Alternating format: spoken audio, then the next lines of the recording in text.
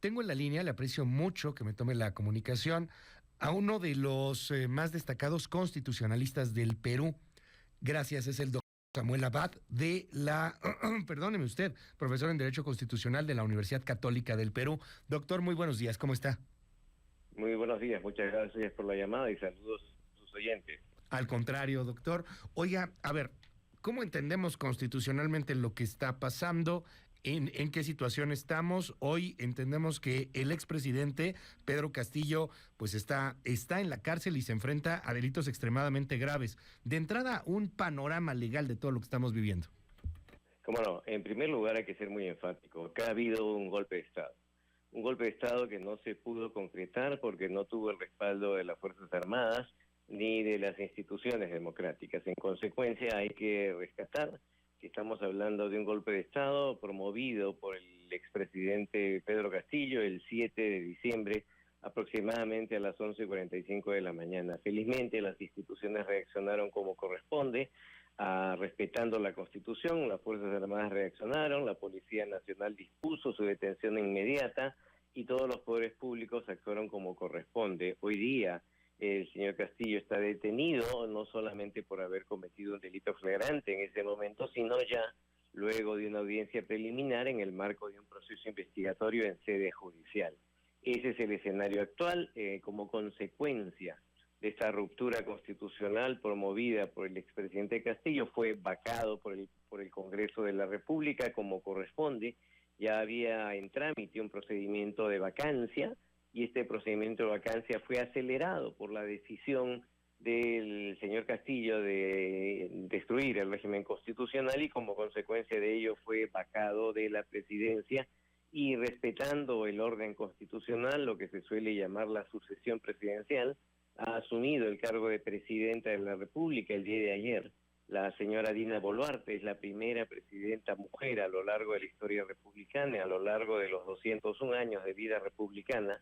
Es la primera presidenta mujer y ella en breve debe designar a su gabinete. Ha anunciado que lo va a hacer el día de mañana, a más tardar, su gabinete de ministros, y de esa manera comenzar a gobernar.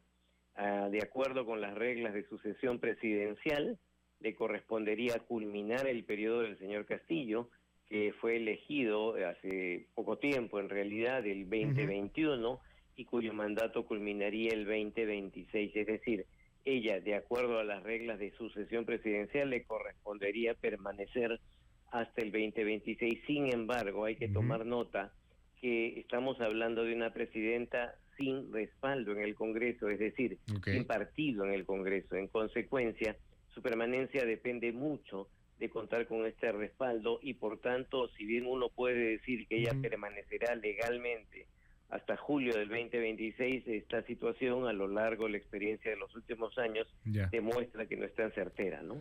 ¿Cómo es esto de convocar elecciones anticipadas? ¿Cómo lo maneja el país, la Constitución, las leyes en particular? Porque entiendo que es la intención de la vicepresidenta, hoy presidenta, convocar a estas elecciones anticipadas. ¿Hay reglas del juego, doctor? En realidad a ella le corresponde permanecer hasta el 2026.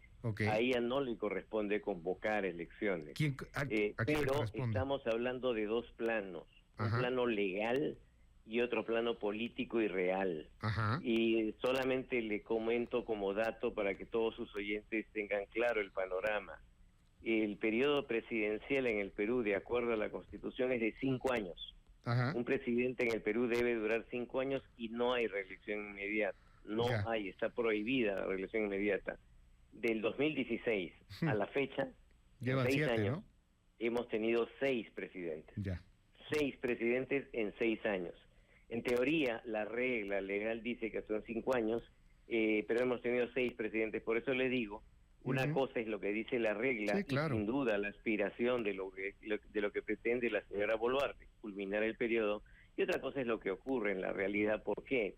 Porque la crisis en el Perú no es una crisis de la Constitución solamente, es una crisis de la democracia. La ciudadanía no se siente representada ni con el Congreso ni con el Ejecutivo. El Congreso no llega al 10% de aprobación y el Ejecutivo un poco más. Veremos qué ocurre con este actual gobierno. Ya. pero hay una crisis de representación. Entonces, ¿qué significa eso? Que habrá que ver si esta situación permite que esta señora permanezca. Si no es así, sencillamente se plantearía la posibilidad de un adelanto de elecciones, pero para eso se requiere encontrar fórmulas. Y una primera fórmula Ya. es recortar el mandato vía una reforma constitucional, lo cual, como comprenderá, pasa por el Congreso y los congresistas no quieren irse. Y Ok. requiere obviamente consenso. Esa es una primera posibilidad, reformar la Constitución para recortar el mandato como ya antes ha pasado. Y una segunda posibilidad Ya. es que ella renuncie Ok. al cargo Ajá. y convoque elecciones el presidente del Congreso, o que el Congreso la destituya también a ella y Ok. nuevamente convoque elecciones. Esas son las alternativas que existen. Estas son las alternativas legales y le aprecio mucho que me lo diga así, porque es difícil a veces encontrar abogados constitucionalistas que entiendan entre el deber ser y entre el ser, porque muchas veces algunos jurisconsultos se quedan en lo que dice la ley y en lo que dice las normas, ¿no? Pero no, usted nos está diciendo, hay una realidad y hay una realidad constitucional. Entonces, déjeme preguntarle de esta otra realidad, de las imágenes que hoy están en la prensa internacional, ayer el conflicto de la sociedad peruana, en los enfrentamientos, el tema de quien dice esto fue un golpe de Estado, pero contra Pedro Castillo, esta cuestión que a mí me parece casi de caricatura, del legislador Bellido, si no me equivoco, diciendo que a lo mejor lo drogaron y que por eso hizo lo que hizo el expresidente Castillo. ¿Cómo lee usted, doctor, abogado, lo que está pasando en su nación, en el pueblo, en las calles, en los enfrentamientos de cara a cara, caray? Claro, lo que ocurre es que el país está polarizado, la sociedad peruana está muy dividida y esta división y fragmentación se aprecia en el Congreso. Va a haber congresistas que respalden al expresidente Castillo, pocos sin duda, pero hay algunos que lo respaldan todavía. Por ejemplo, para destituirlo, algunos se abstuvieron de votar o votaron en contra, muy pocos, por cierto. El presidente Castillo fue vacado por 101 votos de 130 congresistas. O sea, no fue vacado por los 130 congresistas, fue vacado por 101 votos. Y en realidad lo que ocurre es que tenemos una sociedad muy polarizada, muy fraccionada y un Congreso muy fraccionado. Decir que el señor Castillo estaba drogado es un absurdo, pues. Es un insulto a la inteligencia, ¿no? O sea, uno lo ha visto públicamente y se nota que no está drogado. Además, no es una persona que tiene debilidades como para actuar de esa manera. Es una persona que ha ejercido la presidencia y que ganó una elección. Decir que esto es un golpe contra el señor Castillo no es cierto. No hay duda que ha habido un enfrentamiento Ejecutivo-Congreso. Y eso es fruto de un diseño institucional que es uno de los problemas que tenemos, ¿no? Un presidente que llega al Congreso sin mayoría, por más que se hable de presidencialismo, es un presidente débil. Sin duda es un presidente débil si no tiene mayoría en el Congreso, y eso es lo que ha ocurrido. Y en la medida que incluso se discutía su elección, para algunos todavía, lo cual es un absurdo, para algunos fue una elección fraudulenta, y esto es increíble sostenerlo todavía, pero algunos piensan así, genera pues esta sensación de polarización. Hoy día hay que, por eso el gran problema es, en teoría es fácil resolverlo, ¿no? En teoría es fácil decir unidad nacional. Ya. Eso es lo que requiere el país. Nuestro El problema presidente... es que la realidad no facilita ese diálogo, y es Claro. el gran reto que tiene la señora Boluarte. Si ella logra consensuar con el Congreso, y no solamente con el Congreso, porque recuerde usted que el Congreso está muy deslegitimado. Sí, claro. La mayoría de las personas no respaldan al Congreso. O sea, lo que ella requiere es un respaldo con el Congreso y con la ciudadanía. Claro. El gran problema de la institucionalidad peruana, como pasa en muchos países de América Latina, es que no hay canales efectivos de representación y de participación. O sea, nosotros nos agotamos en elegir representantes cada cierto tiempo, y ahí se agota, y entonces este canal de vinculación con la ciudadanía se resquebraja, y ella lo que necesita es el respaldo ciudadano, y sin duda también el respaldo del Congreso. Si logra solamente el respaldo del Congreso, no va a ser tan sólida su permanencia, ¿no? Nuestro presidente aquí en México, el presidente López Obrador, dijo ayer que lo que pasó con Pedro Castillo es que hubo, al final de cuentas, una especie de golpe blando. ¿Coincide un golpe blando? No, Estamos hablando de eso no es en cierto. 2021. Exacto. Seguimos hablando de golpes blandos en América Latina. No es cierto, no es cierto. En realidad en América Latina ya no hay golpes de Estado, los clásicos, ¿no?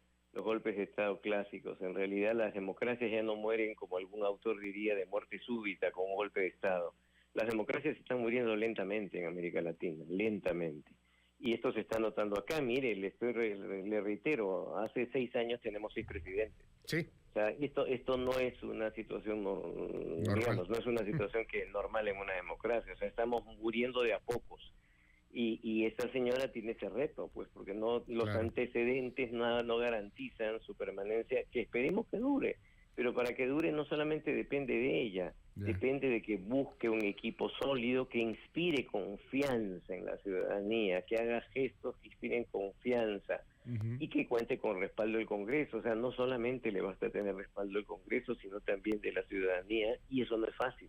No es fácil en un país tan polarizado como el que actualmente estamos viviendo, ¿no? Termino preguntando sobre esta solicitud de asilo de Pedro Castillo a México. El presidente López Obrador lo recibe con los brazos abiertos, pero entiendo que está detenido. Quizá si hubiera llegado a la embajada, la historia sería distinta, aunque, pues no sé, a lo mejor no le hubieran pedido una extradición. ¿Qué lee de todo esto? Hoy sí, descartado que pueda llegar a estar en México, ¿no? O sea, tendrían que liberarlo, una cosa por el estilo, para que se le diera asilo político. ¿O qué leemos ahí, doctor? Claro, la historia lamentable del Perú es que hemos tenido expresidentes investigados y han querido huir de la investigación cuando se percatan de que ya no hay otra alternativa. En este caso fue un golpe de Estado que frustrado quería irse y aparentemente con destino a la Embajada de México. Eso está en investigación y ahora se habla del asilo. O sea, hemos tenido experiencias de ese tipo, ¿no? Algunos buscan asilo, otros se suicidan, ¿no? El señor Alan García, cuando cuando estaba yendo el fiscal para probablemente detenerlo, decidió suicidarse. Suicidarse fue una huida de la justicia distinta, trágica, sin duda, y lamentable, porque lo que hay que hacer es investigar y sancionar a los responsables, pero fue una forma de huir de la investigación en curso, y en este caso se ha pretendido también hacer lo mismo, pero no lo ha podido concretar. Hoy día está detenido en manos de la justicia. Lo que ha hecho es un delito, sedición, rebelión, lo prohíbe la Constitución expresamente. El más grave delito que puede cometer un presidente de la República no solamente es la corrupción, es dar un golpe de Estado. Un presidente que jura cumplir con la Constitución y da un golpe de Estado es el más grave delito que puede cometer un alto funcionario que, de acuerdo a la Constitución, personifica a la nación, es jefe de Estado, jefe de gobierno. O sea, más grave que eso no puede haber. Y por eso no se le puede dar asilo a una persona por ese tipo de situaciones. Es como si ahora le dieran asilo a Fujimori, que está preso también, porque alguien piensa que cometió alguna situación que merece el asilo. De verdad, a mí en lo personal me parece absolutamente inaceptable. Oiga, se queda Pedro Castillo en la cárcel de acuerdo a las leyes, ¿no? Que hay hoy día. ¿No hay un riesgo de que termine siendo una especie de mártir? No creo. Lo que ha hecho es visible, ¿no? Es público. Hay una prueba evidente, ¿no? Su discurso y su mensaje a la nación, disolver el Congreso, reorganizar el sistema de justicia cuando él estaba investigado, por reorganizar a la Fiscalía, reorganizar al Poder Judicial, al Tribunal Constitucional, a adelantar elecciones y convocar una Asamblea Constituyente o a un Congreso con funciones constituyentes, pese a que no tenía esa competencia, disponer un toque de queda. Realmente, si eso no es delito, ya no sé qué sería delito. Pues, de verdad, eso es increíble. Le repito, un presidente tiene que dar el ejemplo, personifica a la nación, y dar un golpe de Estado, hablar de un gobierno de emergencia o de excepción, de verdad es inaceptable. Y yo creo que ningún demócrata, por más que esté de acuerdo o en desacuerdo con el señor Castillo, por más razones políticas o amicales que tenga con el señor, un demócrata no puede avalar un golpe de Estado. Doctor Samuel Abad, le aprecio mucho estos minutos aquí en MBS Noticias y estamos al habla si nos da oportunidad. Gracias. Encantado, un gusto. Hasta luego. Es uno de los constitucionalistas más reconocidos allá en el Perú.